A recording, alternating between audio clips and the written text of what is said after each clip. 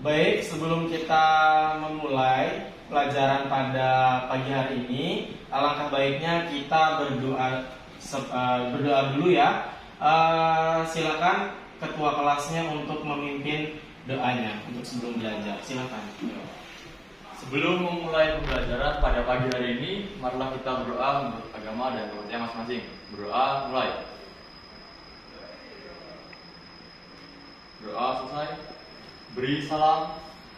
Assalamualaikum warahmatullahi wabarakatuh. Baik, waalaikumsalam warahmatullahi wabarakatuh. Di sini kita akan memulai belajar. Sebelum itu kalian harus menyiapkan alat tulis yang sudah kalian bawa. Silakan dibuka.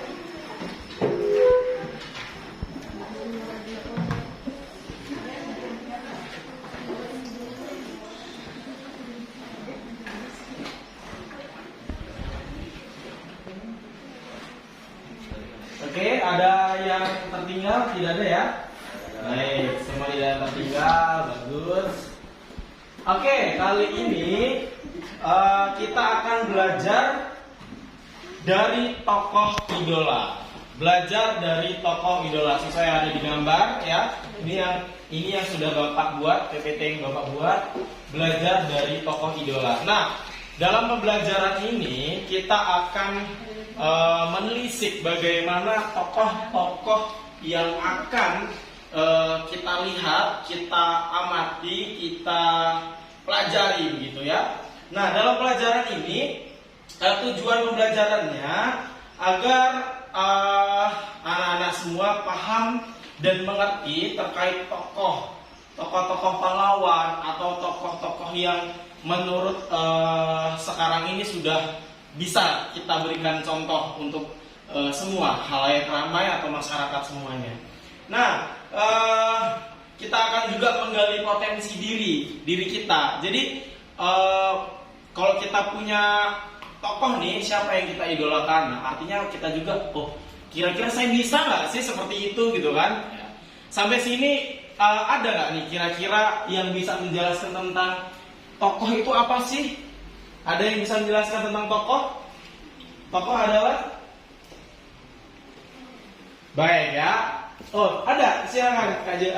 Silakan Jevanya.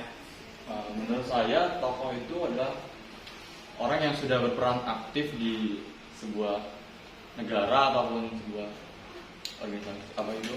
Terus dia menjadi teladan bagi kita. Baik, luar biasa nih. Bagus. Pertanyaan luar biasa, jawaban yang luar biasa. Menurut Bapak ini sudah cukup menarik begitu ya? Ya, tadi yang disampaikan oleh Jevan ya, teman kalian itu sangat benar. Tokoh adalah suatu orang ya, atau orang lah ya, orang yang memang inspiratif dari dia adanya, kemudian cara berpikirnya, kemudian apa yang bisa dia tampilkan kepada negara dan semuanya. Nah, saat ini yang pertama adalah belajar dari tokoh idola. Nah, di sini kita akan melihat nanti tokoh-tokoh yang kira-kira siapa sih tokoh yang menurut kalian harus kalian teladani, begitu ya? Kita langsung mulai. Yang pertama di sini ada, ya, yang pertama. Ada yang tahu nih tokoh siapa aja? Mungkin bisa jawab. Nah, silakan Mela untuk menjawabnya. Yang sebelah kanan itu B.J. Habibie. Ya, yang sebelah kanan. Terus yang sebelah kiri itu Insinyur Soekarno dan Pak Soeharto. Ya, yang bawah? Yang bawah siapa? Sultan Hamengkubuwono. Ya, benar. Teman-teman kalian tadi sudah menjawab siapa tokoh-tokoh di balik gambar yang ada di sini. Apa sih yang bisa diteladani oleh tokoh Bapak B.J. Habibie? Ya, B.J. Habibie itu punya rasa ingin tahu yang tinggi. rasa ingin yang tinggi. Kemudian Suka buat penelitian. Contohnya, mungkin Jeva sudah tahu apa yang sudah diteliti. Pesawat pertama di Indonesia. Oke. Selanjutnya di sini ada tokoh yang sebelah kanan, ya. Mungkin ada yang bisa menjawab? untuk menjelaskan apa pengalamannya, kemudian apa bagaimana ininya. Silakan, ada yang bisa menjawab?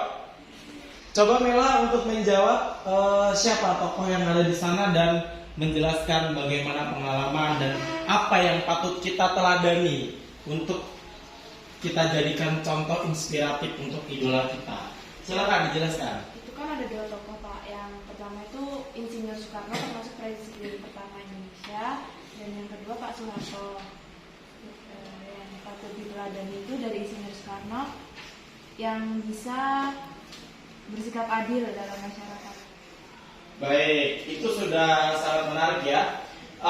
Dan yang patut kalian ketahui, foto yang ada di sebelah kanan pakai peci itu adalah presiden pertama kita, bapak proklamator kita, yaitu Bapak Insinyur Soekarno, yang mana Bapak Soekarno itu yang memproklamirkan kemerdekaan Republik Indonesia. Ada yang tahu kapan kemerdekaan kita atau diproklamasikan, tanggal berapa dan tahun berapa? 17 Agustus. Iya, semua sudah paham dengan jawabannya, sudah kompak semua ya, di 17 Agustus 1945. Nah, selanjutnya di sini ada lagi nih tokoh, siapa nih di balik tokoh yang mengenakan pakaian seragam pramuka? Ada yang tahu? Siapa? Oke, silakan. Sri Sultan Hamengkubuwono IX. Iya, ini Sri Sultan, Bapak Sri Sultan Hamengkubuwono yang ke-9.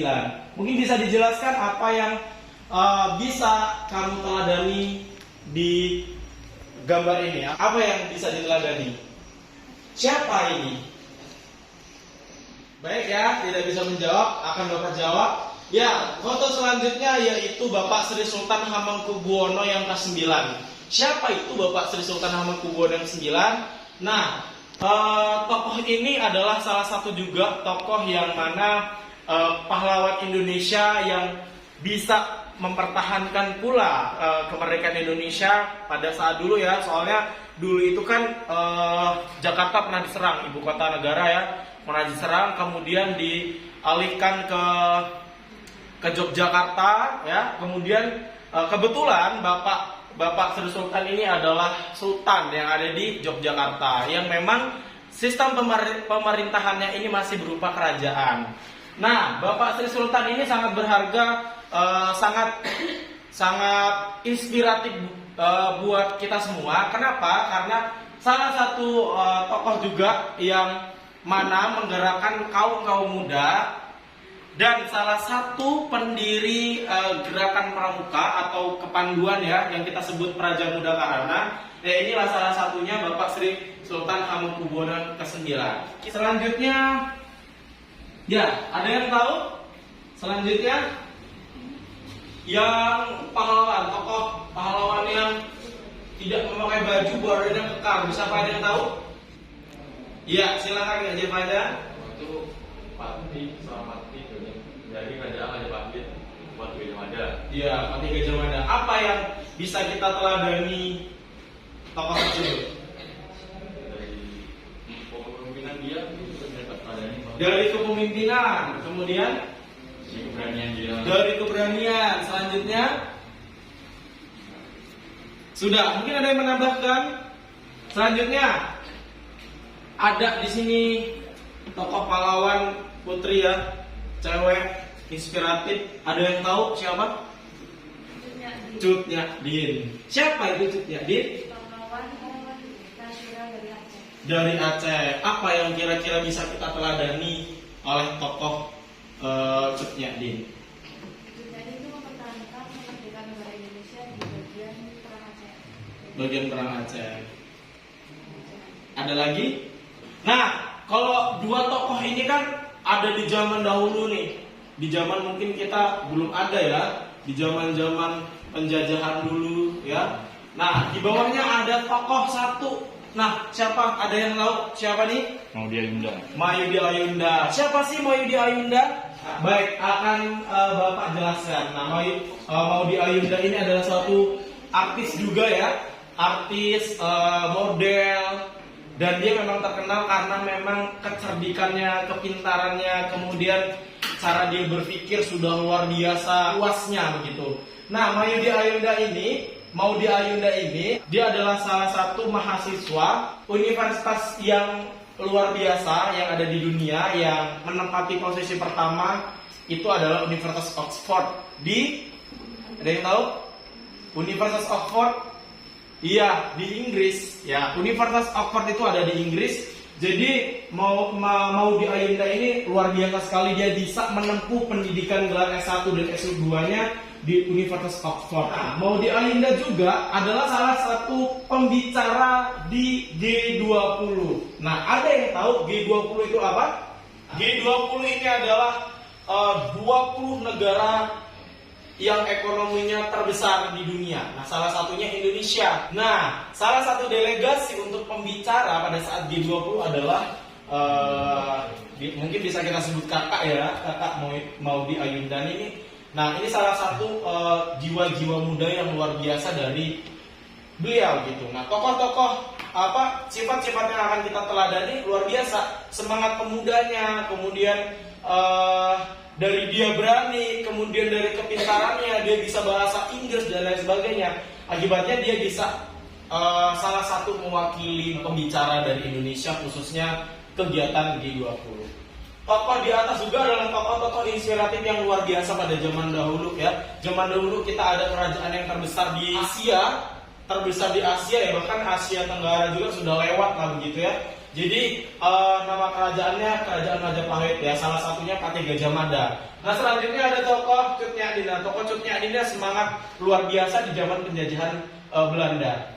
Nah, dulu pada saat penjajahan Belanda, Aceh ini adalah satu-satunya daerah yang sangat sulit untuk ditaklukkan oleh penjajah Belanda karena dia perangnya perang gerilya. Nah, perang gerilya ini perang yang mana dia sudah menguasai medan. Dia perangnya di hutan gitu. Dia sudah menguasai medan, sedangkan penjajah kita sudah memiliki alat-alat canggih ya, seperti mungkin tembakan, meriam dan lain sebagainya. Dan beliau ini hanya sebatas taktik, kemudian alatnya sangat sederhana sekali, salah satunya bambu runcing, dan dia punya pasukan, dan pasukan tersebut tinggal di sebuah hutan yang memang mereka sudah kuasai. Nah, dari situlah tokoh-tokoh inspiratif ini yang bakal kita teladani ke depan. Selanjutnya, ya, siapakah tokoh yang Anda idolakan dan berikan alasannya? Sebelum kita merajut seperti ini, Bapak ingin kalian buat 2 kelompok, kemudian kalian diskusi tokoh mana yang benar-benar diidolakan kalian, ya. Nah, sekarang Bapak minta kalian buat 2 kelompok. Ini kelompok 1, ini kelompok 2. Silakan langsung menuju ke kelompok masing-masing. Langsung Bapak kasih waktu ke kalian untuk langsung menemukan siapa kira-kira tokoh yang bisa diidolakan kalian. Oke, baik. Kita coba menemukan hasil apa diskusi yang sudah kalian diskusikan dari tokoh ya. Silakan untuk tim 1. Tim 1 kelompok tokoh yang kami idolakan itu Raden Ajeng Kartini. Nah, alasan kami mengidolakan Raden Ajeng Kartini itu karena dia adalah satu-satunya wanita pada zaman dahulu yang memperjuangkan pendidikan dan menaikkan derajat para wanita di Indonesia, khususnya di pendidikan Indonesia pada waktu itu. Ya, silakan untuk tim 2 mengemukakan apa hasil diskusi yang sudah kalian diskusikan tadi. Silakan. Tokoh yang diidolakan juga bisa jadi karena dengan sifat keingin-tahuan yang besar, jadi harus ingin menggali potensi yang lebih baik. Iya. Sepakat nggak nih tim 1 apabila tim 2 mengambil tokoh yang diidolakan mereka adalah B.J. Habibie? Kalau tidak sepakat apa nih? Kurang apa kira-kira yang ingin disampaikan? Karena dengan alasan Mela yang seperti itu, di semua tokoh yang diidolakan juga sama seperti itu juga. Baik. Nggak ada kurang spesifik Alhamdulillah. Selanjutnya, Kan BJ Habibie kan mengembangkan penelitian selat baru di Indonesia yang pertama kali. Jadi itu beda dong, nggak ada yang sama. beda ya. Kemudian kira-kira ingin menanggapi tidak apa hasil tokoh mereka yang sudah diidolakan mereka? Apa kira-kira? Baik, di sini Bapak mengasih kesimpulan, artinya siapapun tokoh yang sudah kalian idolakan dan kalian harus tahu bagaimana mereka itu punya sifat yang mereka wajib kita tauladani. Yang pertama ya tadi sudah ada yang semangatnya, kemudian ada inspiratifnya, kemudian ada kegigihannya dan lain sebagainya.